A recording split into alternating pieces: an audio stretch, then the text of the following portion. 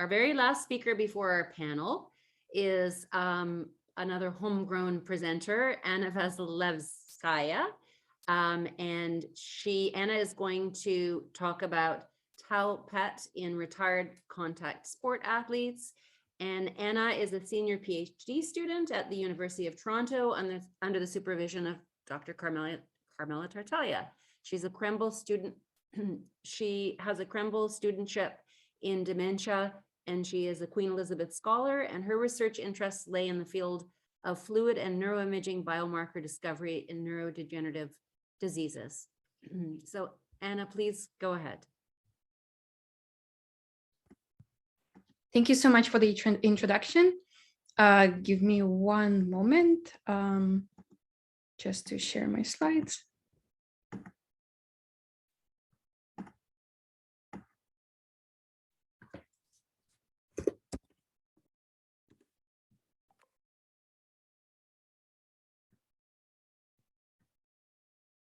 Very impressed that so many of you have held out this long on this. For those of you who are here in Toronto or near Toronto, it's a gorgeous day, and we're really glad that you've stuck with us. Go ahead, Anna. Thank you so much, Dr. Green. I just wanted to double check that you can hear and see the slides well. Yes, and yes. Thank you so much again for the introduction and for giving me the opportunity to present my research. I will be presenting on tau PET in retired contact sports athletes. A brief outline, I will be going through a brief introduction and background, then I will move on to aims, hypotheses, methods, results, and discussion. And finally, the questions will be at the end. As you have probably heard in multiple presentations today, I will just be very brief as this information is not new to any of you. There are approximately 10 million cases per year of traumatic brain injuries globally, and the vast majority of them are mild TBI, which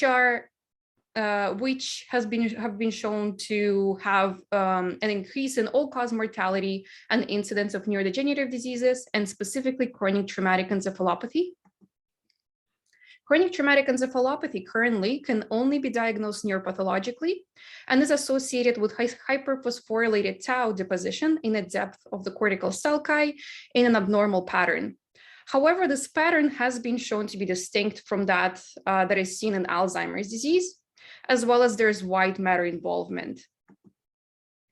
The incidence of C.T. that has been shown in the literature varies quite wildly in the studies, with some studies in retired contact sport athletes showing as low as 33% of athletes having C.T., and the numbers vary to as high as 87% in some studies. So this brings me to the first aim of the current study, which is to examine the effects of abnormal tau burden as seen with tau PET on gray matter volumes. And we hypothesize that tau PET imaging will pick up the abnormal tau of CT in affected retired athletes and correlate with decreased gray matter volumes. So we recruited 31 retired athletes from contact sports with age range from 28 to 85 years old.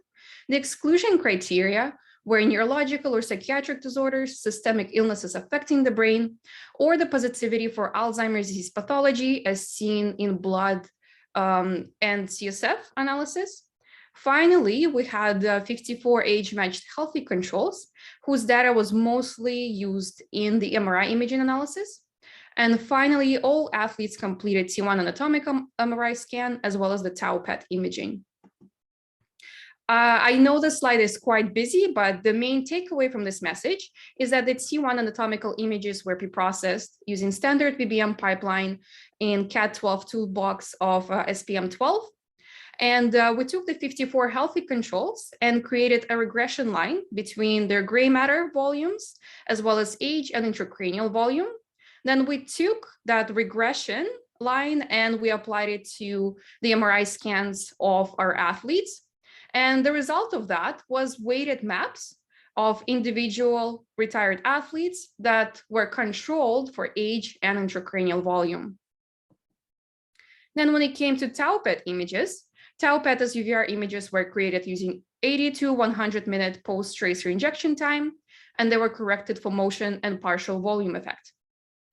Now, again, the main takeaway from this slide is that the PET images for each individual participant were thresholded at 1.3 SUVR, which was shown to be the threshold for tau PET positivity as previously published. And two different maps were created for each participant. One that was coinciding with negative PET tau voxels and one which was showing positive PET tau voxels. Then those masks were further overlaid onto the gray matter volume maps, which I showed in the previous slide. And the final numerical values were the mean gray matter scores in PET negative voxels and the mean gray matter volume scores in PET tau positive voxels.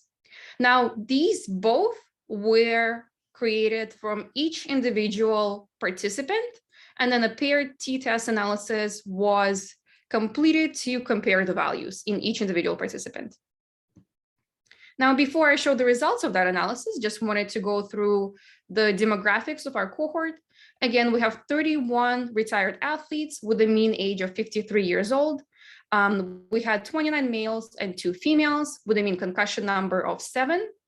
So the plasma p-tau 181 analysis was completed for 18 participants, and analysis in cerebrospinal fluid was completed for 20. So for the athletes that did not have cerebrospinal fluid available from the lumbar puncture, the plasma p-tau 181 was used to control for underlying Alzheimer's disease pathology in order to control for a potential confounding variable in our results.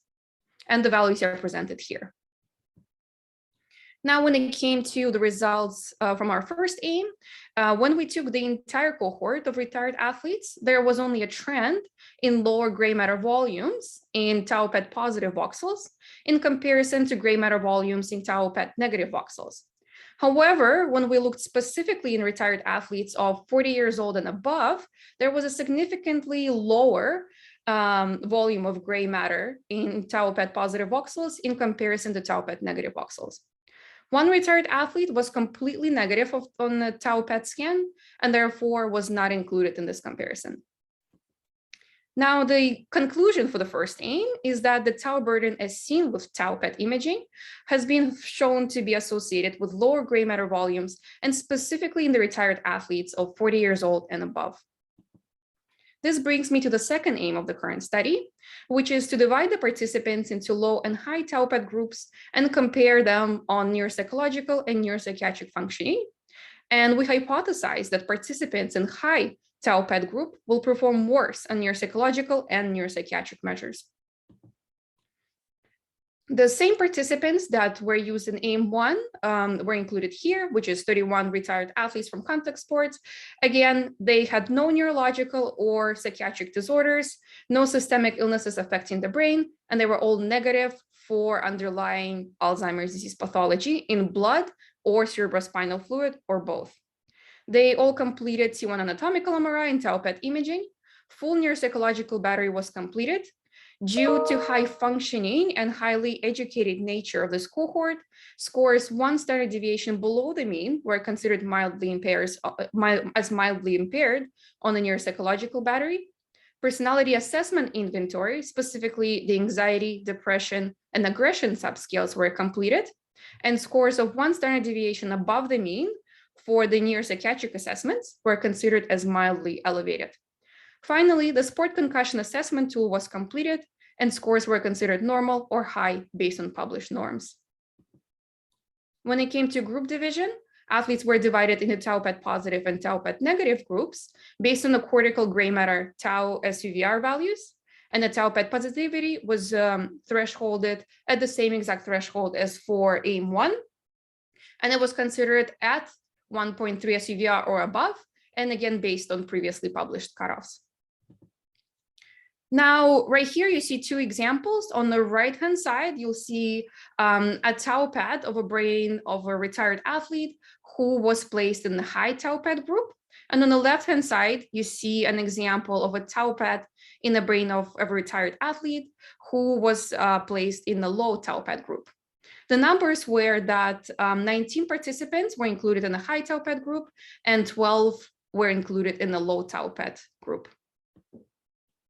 When it came to demographics comparisons between the two groups, both groups were similar in age, concussion number, years played professionally, as well as the C.E.T. total symptoms. However, when it came to the symptom severity, the high tau PET group was significantly higher in the symptom severity scale in comparison to tau PET negative group. When it came to attention and speed of processing tasks, again, groups were similar in all measures. But when it came to neuropsychological assessment of memory, even though the mean scores on all of the neuropsychological tasks did not differ between the groups, when we considered the incidence of mild impairment in at least one of the current memory scores, the tau PET positive group had a significantly higher incidence of mild impairment, which was at 74% in comparison to 33% as seen in tau PET negative group. Very similar pattern was found in the assessment of executive function, where even though the mean scores of individual tasks did not differentiate tau PET positive and tau PET negative group, the incidence of mild impairment in at least one of the following scores was higher, significantly higher in the tau PET positive group, which was at 26%. And there were no participants in the tau PET negative group that had any mild impairment in executive function. Again, both groups were very similar on measures of language. But when it came to neuropsychiatric scales, tau PET positive group had significantly higher anxiety. However, no differences were noted in depression or aggression. Therefore, the conclusions for the second aim is that the high tau PET group had higher concussion severity scores and had a higher incidence of mild impairment in memory and executive function in comparison to low tau PET group. And the higher tau PET group had higher anxiety than low tau PET group. However, both groups were similar on measures of attention and speed of processing, language, depression, or aggression, and groups were similar in measures of concussion history and number of concussion symptoms. Therefore, overall, the study showed that tau PET in the affected retired athletes is associated with lower gray matter volumes, specifically in the athletes of 40 years old and above, and retired athletes with high cortical tau PET perform worse cognitively and have higher anxiety. Of course, the study has a number of limitations, which includes a small sample size, absence of brain pathology, which means that we cannot conclusively exclude any athletes with underlying causes of neurodegeneration, or we can also not tell which of the athletes have underlying chronic traumatic encephalopathy inclusions. Also, a majority of athletes are males, which means that we cannot generalize the results to females. The concussion and years of play history was based on self-report, which limits the objectivity.